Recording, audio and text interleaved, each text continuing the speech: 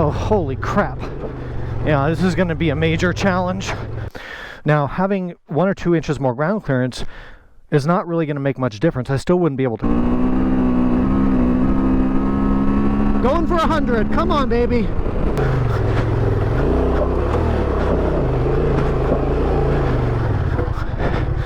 Well, this is not good.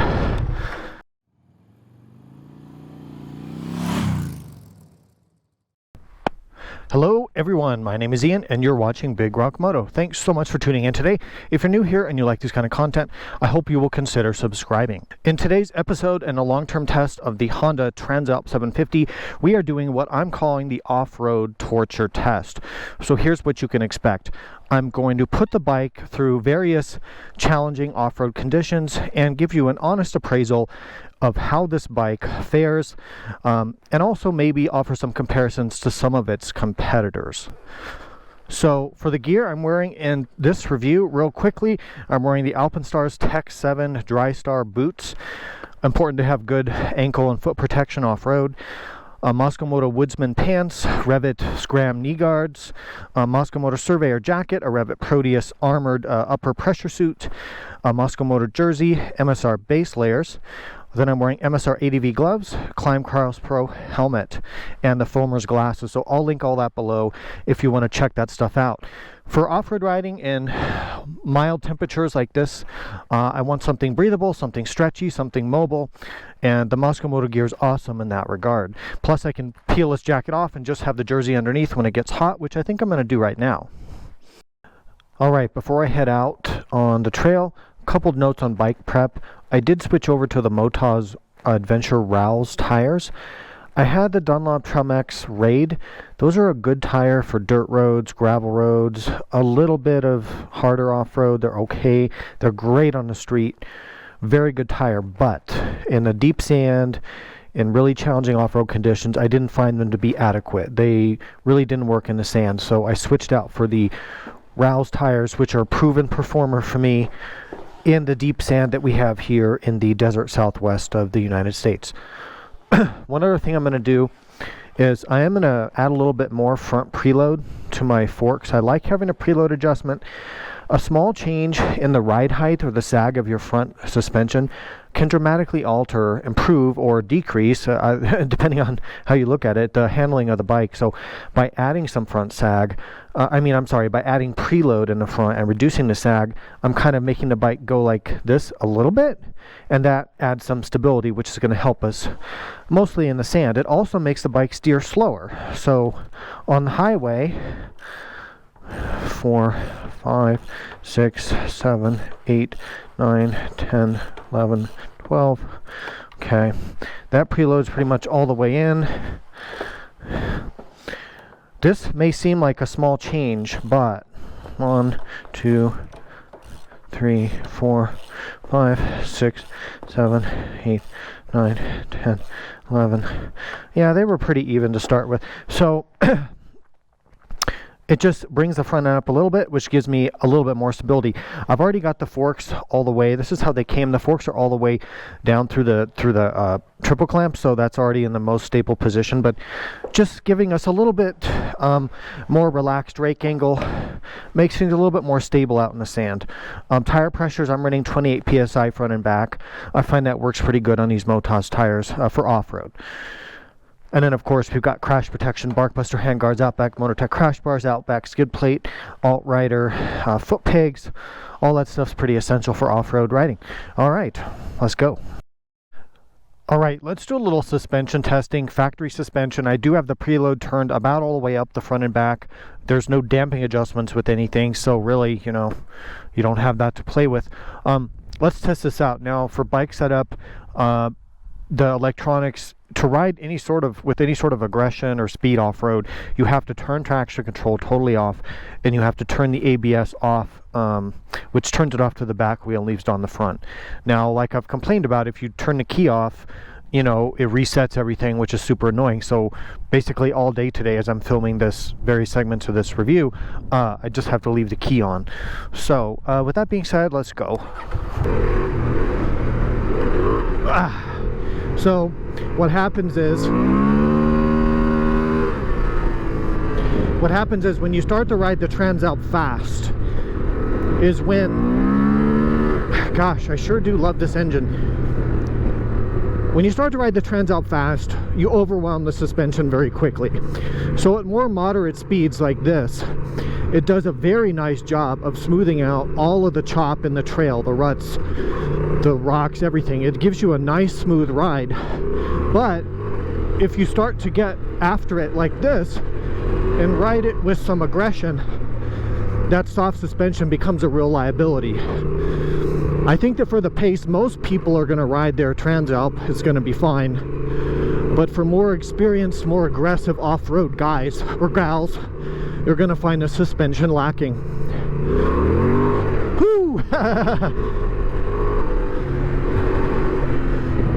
So you have this trade-off between plushness and bottoming resistance, I think, with a budget suspension. With a budget suspension, you kind of have to choose, right?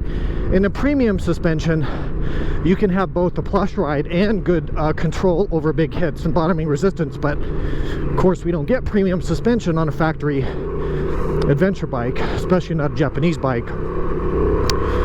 So as I start to get into some of these bigger dips and bigger rocks, yeah, the rear especially is the offender in terms of the bottoming out. So like this right here, I mean, it's not as bad as some people think. It's not as bad as I initially thought. Ow!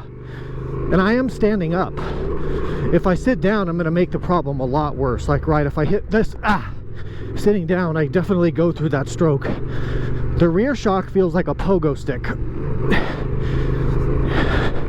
But here's the trade-off that we're making, right? It's that you can have this plush, controlled, stable ride at low to moderate speeds, and I think that's good for the Transalp, for most people who are going to buy it.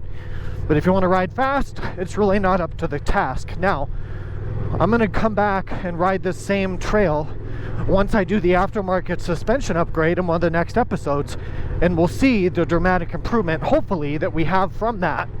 And we'll see if we gave up any of the plushness, because for off-road touring, for, you know, cruising around off-road, I really like the plush suspension. It's so comfortable. The other thing about this bike is the power is so linear for riding off-road. It spins up the rear tire beautifully when you want. It sounds great.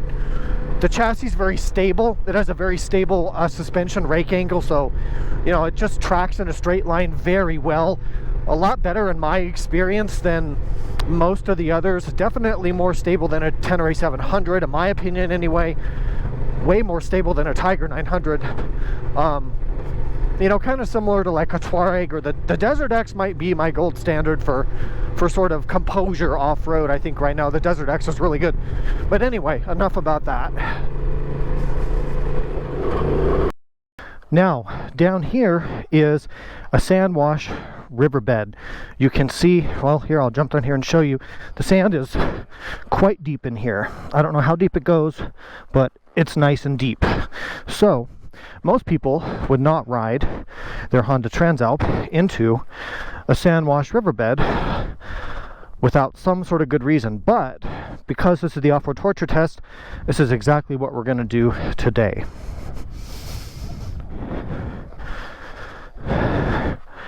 So for riding in sand on a Transalp, it is imperative that you turn off traction control entirely and turn off your rear ABS as well. And then you just need a bit of experience and a bit of bravado. The thing about riding in sand is be aggressive, stand up, keep your weight a little bit towards the back. Try not to steer with the handlebars. No handlebars. That's what I tell myself. Don't grip the handlebars, don't steer them. Steer with your body, your pressure through the foot pegs. Here we go. Ooh boy, that is soft. That is soft. Riding in sand, and I think riding off-road in general, is a lot about your ability as a rider. It's also about tires. Having good tires certainly makes a huge difference. And these Rals tires from Moto, they do an awesome job in the sand. I do have to say, For a big adventure bike, multi-cylinder adventure bike, riding in sand, this is about the best stability. Whoa, there's a big drop. This is about the best that I've personally experienced. If I was riding a V-Strom in here or a big GS or anything, I'd be really struggling. But with this, it's really not too bad. Get into second gear, a little more speed, try to grip the bike with my legs and try not to keep too much pressure on those handlebars. Yeah, it's better a little bit faster, but then you start being scared of going too fast and crashing. Actually, I've spent a lot of time in this sand wash on various motorcycles, from big adventure bikes to dual sport bikes. I'm really impressed with how the Transalp does, actually. Like I said, it's more about the rider and the tires, but if I had to pick a big adventure bike to go down in here, this would be one of my top choices. How the bike wants to wiggle around, you gotta let it have its wiggles.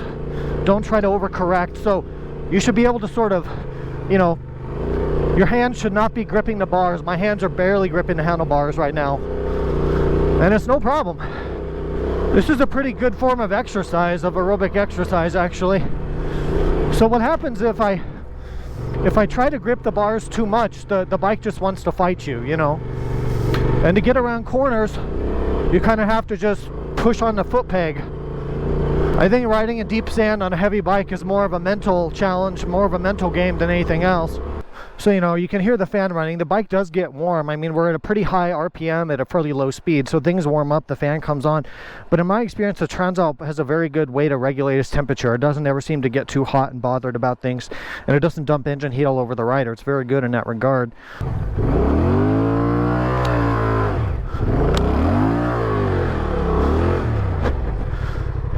All right, there are going to be situations that just require expert riding, right? And I'm not an expert enduro hardcore off-road rider. So, like for instance, this log is about 14 inches, I would say 14 inches high, which is about double the ground clearance that we have on a Transalp. So you can see here, I tried to like crawl over the log to see what would happen. So what happened is the log gets kind of jammed between my tire and the skid plate here. Now, having 1 or 2 inches more ground clearance is not really going to make much difference. I still wouldn't be able to clear this, right? So that kind of goes to that point that people are saying, oh, if you had more ground clearance, everything would be better. But I mean, this is still going to be a challenge. Now, you can see what would happen if you didn't have a skid plate. This little oil thing or oil pan that sticks down would just be sheared off by this log. So that's why you cannot ride this bike off-road without a skid plate. So this requires advanced techniques involving like trials techniques, or, you know, advanced hard enduro stuff where you pop it up against the thing and then fly over it. You know, people like Chris Birch can do that. I can do a little bit of that maybe on a dirt bike or a trials bike. I haven't really figured it out on these big heavy adventure bikes yet. So, because now I'm trying to get this darn thing off here.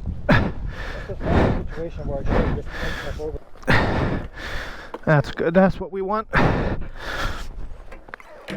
Poor Transalp. Poor Transalp.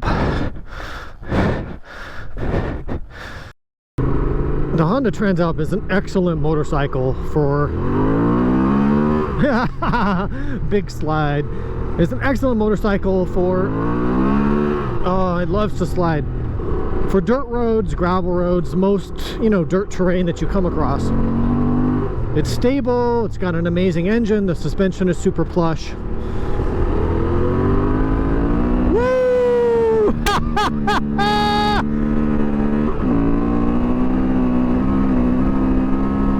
Going for 100, come on baby. I think we hit 99 there. And this is miles per hour, mind you, not kilometers an hour.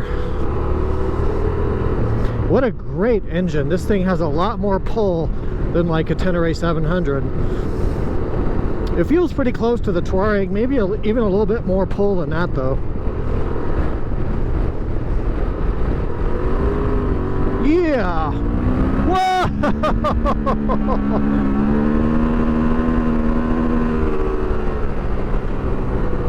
Oh, it's so good for this. So stable, so confidence inspiring. The thing is, for most terrain that people are going to take their adventure bike in, the Transalp is one of the best adventure bikes you can get for this kind of stuff. In that top 5% most difficult terrain, it's not the greatest for sure, but for average stuff it's great. And the low center of gravity means that I can do brake slides and stuff like that, and the bike never feels tippy or top heavy. Alright, this here is a SingleTrack trail designed for dirt bikes. I've ridden dirt bikes and dual sports on this trail. I've ridden an adventure bike down this, but never up it. It goes up the side of a mountain pretty steep. This is not somewhere you really should ever take an adventure bike unless you're a professional level rider. And now, here's the problem. I'm not a professional level rider. So let's see what happens. Haven't been on this trail in a while, and we're just going to go with it and see what happens. Now, I've downplayed the ground clearance issue quite a bit on this bike because I think most people have made too much of it, but I do admit that this trail has a lot of rock steps and obstacles where the lower ground clearance could potentially be an issue. So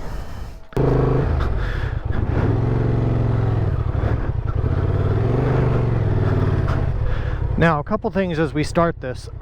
You're not going to see, I know if you're an enduro guy, you're going to look at this video and say, that guy doesn't know what he's doing.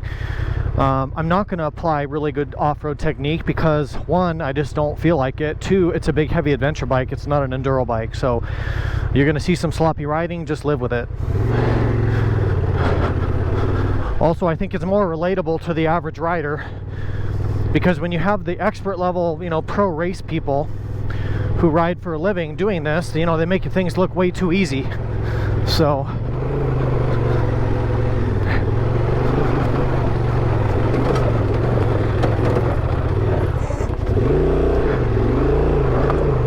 oh, holy crap. Yeah, this is going to be a major challenge. I don't think I'm going to go too far. I don't think I'm going to go too far on this trail.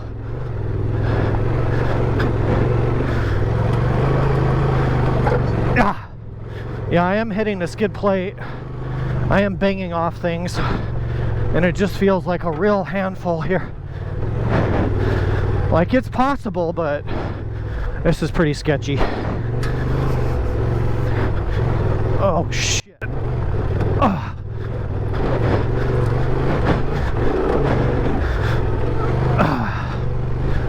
I think it's more of a me problem than a bike problem, if I'm honest. Whew. I've already climbed up quite a bit. Make sure my cameras are rolling here. Yeah, they look good. Whew. Alright. We're making it. It's just on that hill climb, I felt like I was all over the place on this thing. And I have pretty good tires.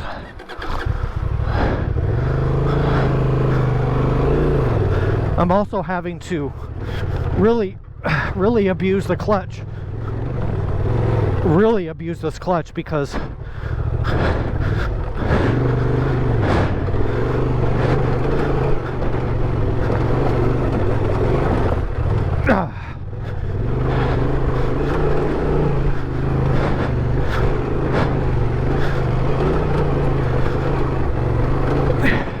the video really can't show it, but these rocks are really loose and this is a pretty steep hill.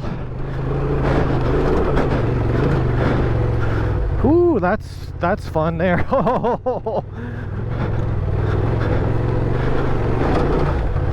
Ah, shit.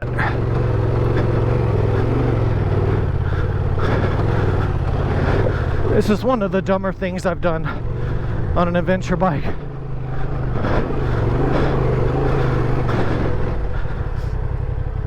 Oh, that's where we came from down there. Holy moly. Yeah, first gear's kind of tall, so I find myself slipping the clutch a lot. Whoa! The soft suspension doesn't give a great feeling, you know, on this kind of stuff. You really need a firmer suspension.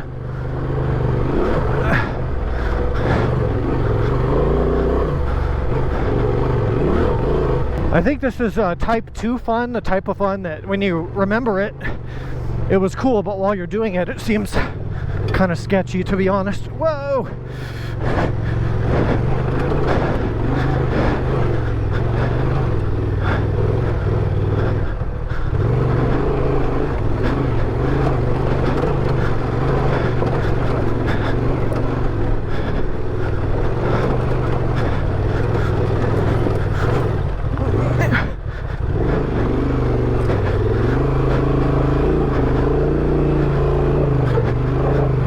scraped there in that deep rut. Oh, holy crap. Whew. Man, I just need a breather. You ever have one of those moments where you're like, you know, I really shouldn't be doing this by myself? Kind of have that moment right now. I stopped to take a couple photos for Instagram, stuff like that. I was thinking about it, you know, whether I was on a KTM 890 or a Tenere 700 or a Tuareg or this bike, it's difficult on any of them. Like, I don't think there's that huge of a difference. It comes down a lot to your confidence, your experience, you know, and the tires you have too, and your willingness to kind of do stupid stuff. The ground clearance, yeah, I kind of cringe more when I see a big rock, because I'm like, oh, I might smash into it with a skid plate, and I kind of lurch forward. So I'm kind of thinking about that, but it's really not a tremendous earth-shattering difference. So anyway, let's ride a little bit more.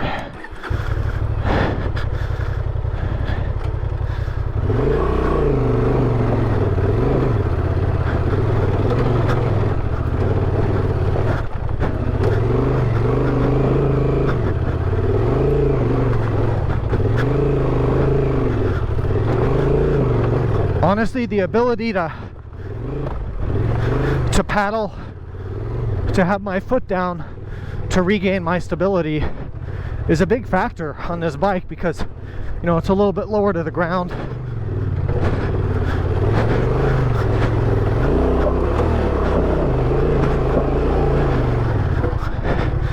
Well, this is not good.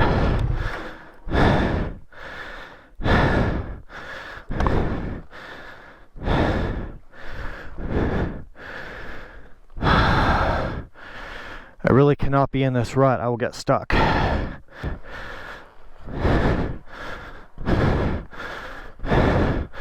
Yeah, see, it's too narrow here.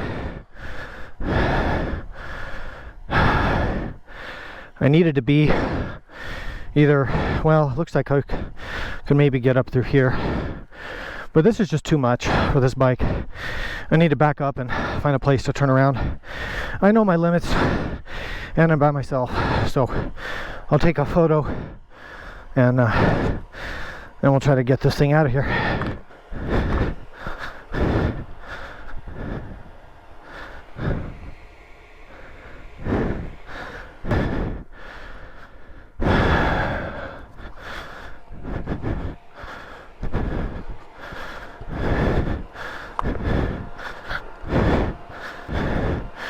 Reverse, beep, beep, beep, beep. Whoa, holy moly, that's a bit unsettling. Just stay in the rut, slowly back down. I've got the bike in first gear so that I can use the engine as a brake. Oh.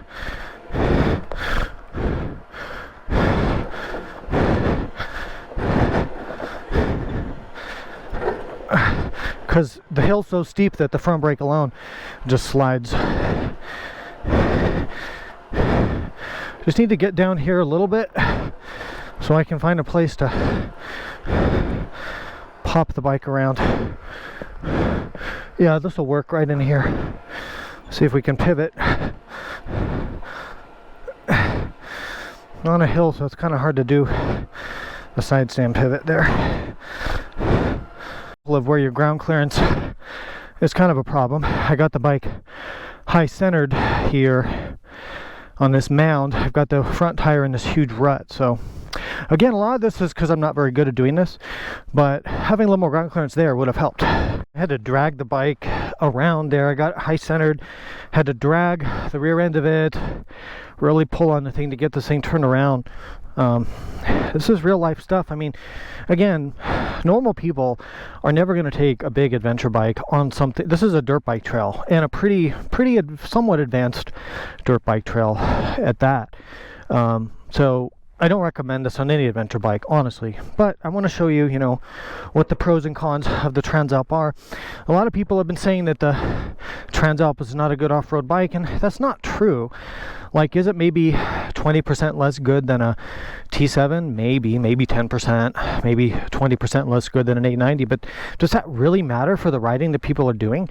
Sure, in this situation that extra 20% would help, but it still comes mostly down to your skill and confidence and all that kind of stuff.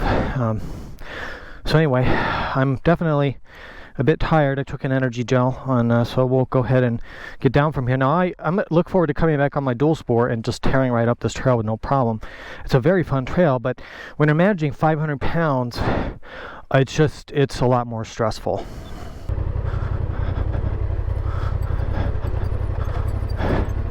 I think slow and steady is the name of the game coming down this. There's definitely some opportunities to get messed up.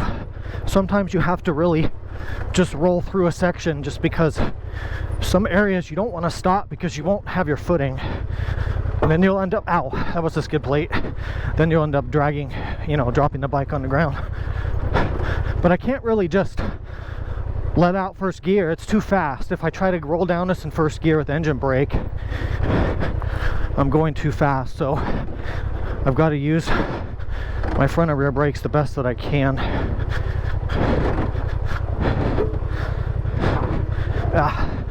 The bike is dragging the sides of the skid plate through these deep, sharp ruts.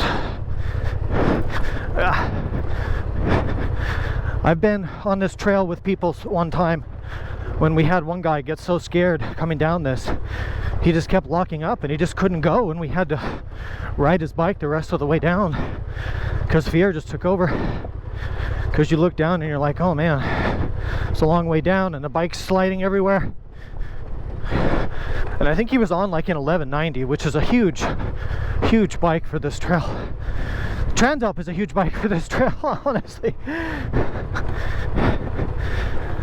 Okay, finally, a little bit of rest. Well, this is pretty cool to be doing this though on what everybody basically considers a street bike, and I'm here on this dirt bike mountain single track, having fun, albeit maybe it's type 2 fun. I just can't wait for all the comments below saying, oh my gosh, I could ride that on a Goldwing, Well, I could take my Subaru up that. Right. Well, come here in person and ride this trail. Let me know what you think. Sometimes you'll get in these deep ruts and it just wants to blow your feet off the foot pegs because, the ruts are so deep, it's hard to keep your foot on the pegs. Whoa! Oh, shoot! Ah, okay.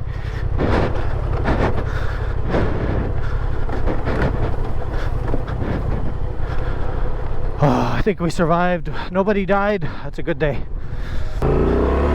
Pavement, thank God. Alright, we survived the ride. I am definitely a bit tired, and I really could use a meal and some coffee for sure. So I'm going to get to that. But a couple thoughts to close out the video. I said in the video multiple times that I think off-road riding is really more about the rider and less about the bike. And I really do believe that, because here's the deal. Let's say you took someone like Chris Birch, right? A lot of you have seen his videos. Expert level rider, can pop adventure bikes over trials, bike stuff, whatever. If you took him and put him on a Transalp on the same trail that I was just on, that I had to turn around, he would go up the trail. He would make it. He'd be fine. Would he complain about the ground clearance and the soft suspension? Yeah, he'd probably say something about it, but he would still get the job done and go up the trail, right? Would he have more fun doing that trail on an 890R? Yeah. But then again, would he have more fun doing it on an actual enduro bike? Of course, yeah. So everything's on the scale. But my point is that it's really more about the rider than it is about the bike. And the reason that I was struggling is really to do with me and my confidence and my fitness and my ability to ride, and less so about the motorcycle. That being said, is the ground clearance a little bit of an issue at times? Yes. And the soft suspension as well. So let's look at the whiteboard here. It's time to do this. So the question is, let me get my marker here. All right, so this is really, really tough to rank these bikes like this in this way. It's so tough. And, is it on-road capability, or is it on-road performance? Is it friendliness of riding? Is it ease of riding? I mean, there's so many factors that you could think of in these ratings. So We'll get to the on-road and the comfort in other videos in this series, so stay tuned for that. The Transalp does very well in those areas. But the Transalp's main competitors are the T7, the 800DE, the Suzuki V-Strom 800DE, Yamaha T7, and the Aprilia Tuareg 660. Those are the main competitors, right? These are all below $12,000. The Tuareg's at the top there at $12,000. I threw the Africa Twin on here just for reference, although it's a much more expensive, heavier bike. What about, why isn't like the 890 on here, or the Norden, or the Desert X? Well, those are so much more expensive, and I know the Africa Twin is, but I'm leaving that on here just for reference for the Honda guys that want to compare it. But that's really a different category. I'm talking about bikes below $12,000. How do these stack up? And this is a very early comparison. So off-road, like if this is 1 through 5, so if 5 is the best, out of all these bikes, for me, and I've owned all these bikes except the V-Strom, but I have put a lot of miles on the V-Strom. The Tuareg is the best for sure of all these. Amazing suspension, a great chassis, great performance all around. I would give fours to the T7 and the V-Strom 800DE. Africa Twin, I would mark it down to a 3. It's very heavy, very top heavy, can be a bit difficult to ride at times, although it has good suspension and good electronics and all that. So where does the Transalp fit here? What score should it get? This is really, really hard. Ultimately, I'm going to do this. I'm going to cheat. 3.5, because I do have to mark it down realistically for the ground clearance, which we did run into today, and for the really soft, floaty suspension. However, that being said, so it's a half mark below the T7 and the V-Strom 800. It's 1.5 below the Tuareg, but it's above the Africa Twin for sure. I really wanted to give this a 4, but I just can't honestly do that. There are a lot of situations where I'd prefer to be on the Transalp versus any of these, actually. Probably most situations, I'd probably choose the Transalp, but in that most difficult 10% of riding where things get, challenging, I do have to mark it down for the issues that we've talked about. But for most people, this is probably a 4 or even a 4.5. But being fair, I do have to mark it down for those reasons. Now, it's going to do very well on road. It's going to do very well in terms of comfort. In fact, this is the most comfortable bike of all these bikes here. So we'll get to that in another video. All right, well, I hope this was of some usefulness, of some interest to all of you out there. I appreciate you watching. Let me know your thoughts, good, bad, indifferent, whatever they are, put them down below. It's always good to have a discussion about this stuff. Stay tuned for more episodes on the Transalp and all the other bikes that I'm featuring on the channel. Thank you so much for watching. Please ride safe, and I'll see you out there.